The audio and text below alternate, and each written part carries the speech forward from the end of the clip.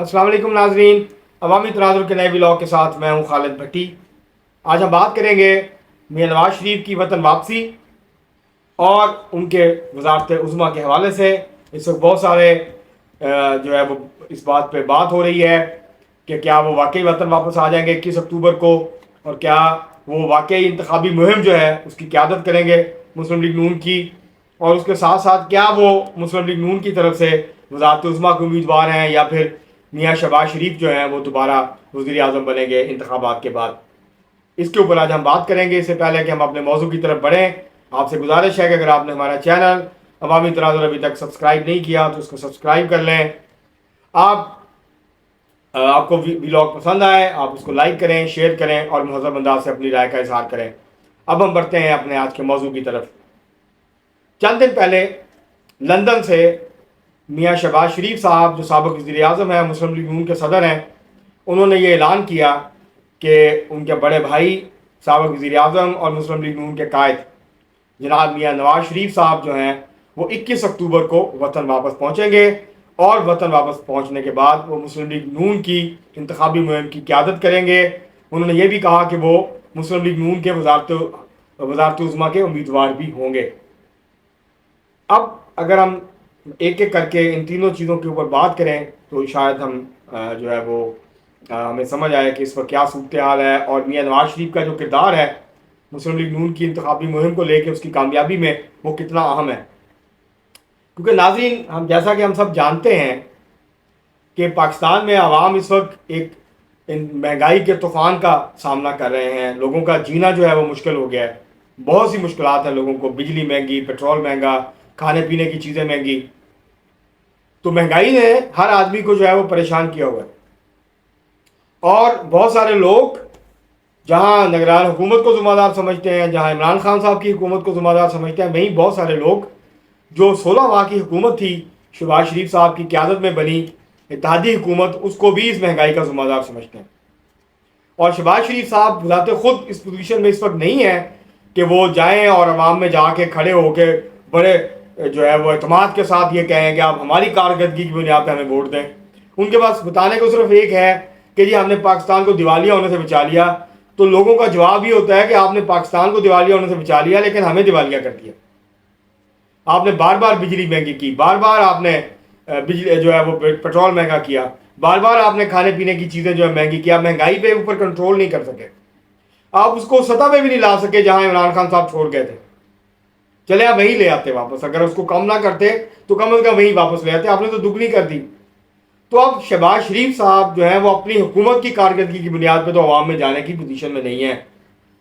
मास wise बयानी है कि जी हमने दिवालिया होने से बचा लिया, हमने मुश्किलात का सामना किया, हमने फायर फाइटिंग की, हमने अपना सियासी कैपिटल जो है वो ज़ाया किया, लेकिन हमने जो है वो पाकिस्तान को बचाया, हमने पाकिस्तान के लिए सब कुछ कर दिया। अब कर दिया है तो आप जाएँ और आवाम से वोट मांगे। क्यों नहीं जाते, क्यों इलेक्शन नहीं लड़ते? अब उनको मियाँ नवाज शरीफ की ज़रूरत पड़ी है, क्योंकि इस सारे मामले में मियाँ नवाज शरीफ जो हैं वो बाहर थे, उनके ऊपर इसकी जिम्मेदारी नहीं डाली जा सकती। और मुस्लिम लीग नून ये चाहती है कि वो वापस आएँ और वो अपने दौर का जो है, जब तक वो वज़ीर आज़म थे 2017 तक, 13 से 17 तक, अपने 4 साल का जो दौर है, उसकी जो कारकर्दगी है, उसकी बुनियाद पे वो आवाम से वोट मांगे, लोगों से वोट मांगे। वो लोगों को बताएं कि जब मैं वज़ीर आज़म था तो मुल्क में महंगाई नहीं थी, 4% के करीब महंगाई थी। जब मैं वज़ीर आज़म था तो डॉलर 106 रुपये का था। जब मैं वज़ीर आज़म था तो पेट्रोल 55 रुपये का था। जब मैं वज़ीर आज़म था तो चीनी 50-55 रुपये किलो थी। मैं जब वज़ीर आज़म था तो आटा 35 रुपये किलो था। मैं जब वज़ीर आज़म था तो पाकिस्तान जो है वो इस खित्ते का अहम मुल्क था। मैं जब वज़ीर आज़म था तो पाकिस्तान तन्हाई का शिकार नहीं था। मैं जब वज़ीर आज़म था तो हम दुनिया से अपने ताल्लुकात को बेहतर कर रहे थे। मैं जब वज़ीर आज़म था तो पाकिस्तान की मईशत तरक्की कर रही थी। ये हाल नहीं था, ये बदहाली नहीं थी, मईशत क्राइसिस में नहीं थी। तो वो लोग जिन्होंने मुझे वज़ारत उज़्मा से निकाला, सुप्रीम कोर्ट के वो जजेस, पनामा बेंच के जस्टिस साकिब निसार, जस्टिस आसिफ सईद खोसा, जस्टिस एजाजुल हसन, जस्टिस अजमत सईद शेख, ये सारे लोग, और इनके साथ वो 2 लोगों का नाम लेंगे। साबिक़ आर्मी चीफ जनाब जनरल कमर जवेद बाजवा साहब और साबिक़ DG ISI जनाब फैज़ हमीद साहब।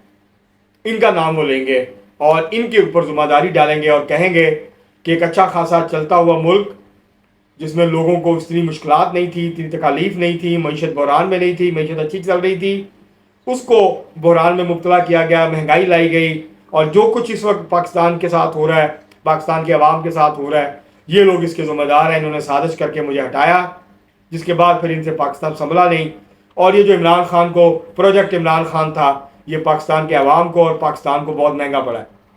اس بیانیے کے اوپر وہ الیکشن کیمپین میں جائیں گے، وہ لوگوں کو بتائیں گے۔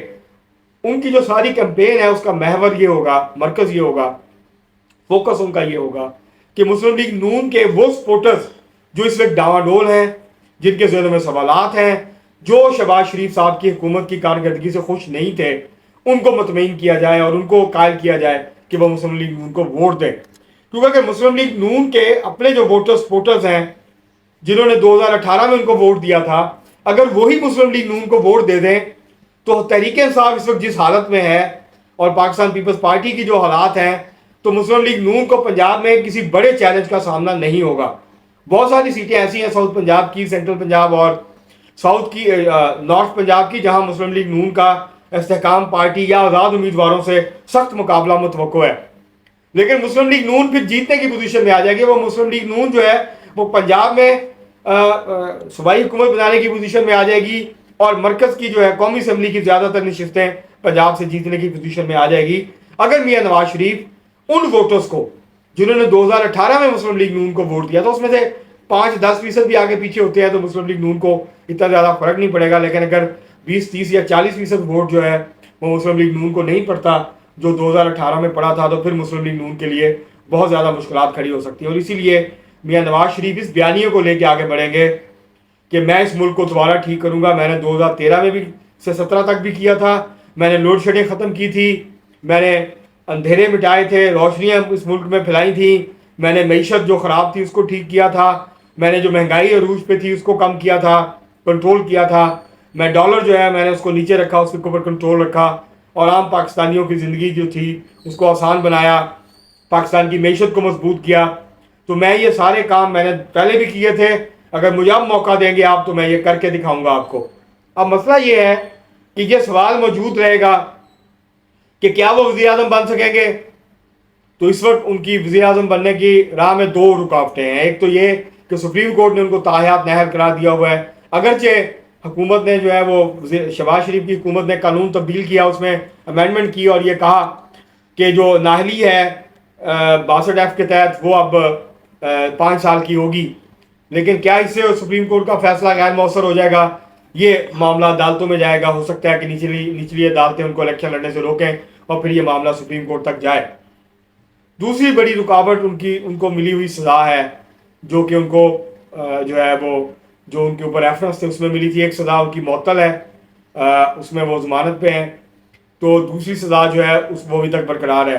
تو یہ دونوں سزائیں جو ہیں اپیل میں جا کے ان کا خاتمہ کرنا ہوگا اگر انہوں نے الیکشن لڑنا ہے۔ اگر یہ دونوں سزائیں ختم ہو جاتی ہیں، وہ بری ہو جاتے ہیں، تو پھر ان کے وزارت عظمیٰ کی جو راہ ہے وہ ہموار ہو جائے گی۔ یہ ایک سیاسی قانونی جنگ ہوگی جو کہ ان کو لڑنی پڑے گی اپنی تاحیات نااہلی کے حوالے سے۔ اس کے علاوہ اس وقت یہ دو بڑی رکاوٹیں ہیں جو کہ اس وقت کھڑی ہیں ان کے راستے میں، ان کی وزارت عظمیٰ کے حق میں۔ اب یہ کتنی جلدی ہو سکے گا؟ کیا وہ جنرل الیکشن میں حصہ لیں گے یا وہ بائی الیکشن میں حصہ لے کے پھر وہ جو ہے قومی اسمبلی کے ممبر بنیں گے اور وزیر اعظم بنیں گے؟ اور ہو سکتا ہے پہلے شہباز شریف صاحب جو ہیں وہ وزیر اعظم بنے، اور پھر کچھ عرصے کے بعد جب نواز شریف کلیئر ہو جائیں ہر طرف سے تو پھر وہ وزارت عظمیٰ جو ہے وہ سنبھالیں۔ تو یہ ابھی دیکھنا ہوگا، لیکن ان کے وطن واپس آنے سے مسلم لیگ نون کی جو صفیں ہیں اس کے اندر ایک جوش پیدا ہوگا ان کے ووٹرز اور سپورٹرز کے اندر۔ اس لیے مسلم لیگ نون نے جو ہے بھرپور تیاریاں شروع کی ہیں، اور لگتا ہی ہے ان کی تیاریوں سے کہ وہ واقعی واپس آ رہے ہیں۔ اب مسلم لیگ نون نے سنجیدگی سے فیصلہ کیا ہے کہ وہ واپس آئیں، اپنے کیسز کا سامنا کریں اور مسلم لیگ نون کو جو ہے وہ لیڈ کریں، کیونکہ مریم نواز نے ان کی غیر موجودگی میں نہ صرف یہ کہ جو 20 ضمنی الیکشن تھے پنجاب کے ان کو لیڈ کیا، بلکہ باقی جو ضمنی الیکشن تھے ان کو بھی لیڈ کیا، لیکن وہ تحریک انصاف کو شکست نہیں دے سکی۔ تو اس لیے اب مسلم لیگ نون سمجھتی ہے کہ جہاں اگر مریم نواز جو ہے وہ الیکشن کیمپین میں حصہ لیں شہباز شریف صاحب، تو نواز شریف صاحب کا خود آنا اور پھر لوگوں سے مخاطب ہونا اور پھر لوگوں کو اعتماد ہونا کہ نواز شریف واپس آ گئے ہیں، تو مسلم لیگ نون جو ہے اس کو اقتدار مل رہا ہے۔ بہت سارے لوگ اس لیے بھی ووٹ ڈال دیتے ہیں کہ یہ پارٹی تو جیت رہی ہے، اگر جیت رہی ہے تو کسی اور کو ووٹ دینے کے بجائے اسی کو ووٹ دے دیتے ہیں۔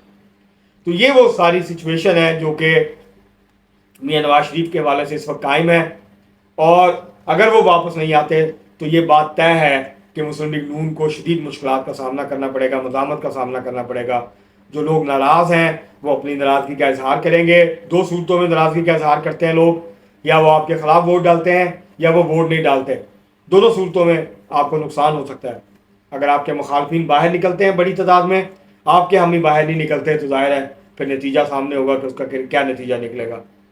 تو اس لیے مسلم لیگ نون جو ہے اب یہ تکیہ کیے ہوئے اس بات پہ کہ میاں نواز شریف واپس آئیں اور وہ ناراض ووٹرز کو منائیں، ان کو واپس مسلم لیگ نون کی طرف راغب کریں، لوگوں کو قائل کریں کہ مسلم لیگ نون آئے گی تو ان کے حالات بدلیں گے، مہنگائی کم ہوگی، پاکستان کی معیشت بہتر ہوگی۔ اگر وہ یہ یقین نہیں دلا سکیں گے تو پھر مسلم لیگ نون کے لیے بہت زیادہ مشکلات جو ہیں وہ الیکشن کے اندر کھڑی ہو سکتی ہیں۔